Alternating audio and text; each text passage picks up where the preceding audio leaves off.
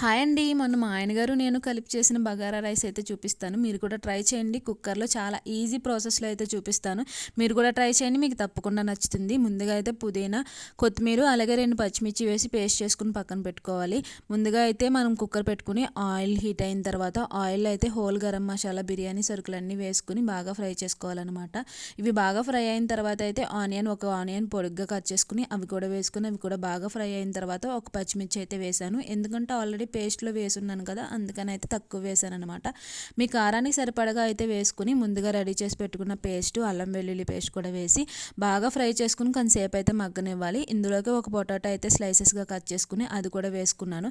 అది కూడా బాగా ఫ్రై అయిన తర్వాత సాల్ట్, కారం, పసుపు కూడా వేసుకుని ఇవన్నీ కూడా బాగా ఫ్రై అయిన తర్వాత ఒక కప్ అయితే పెరుగు వేసుకున్నానండి.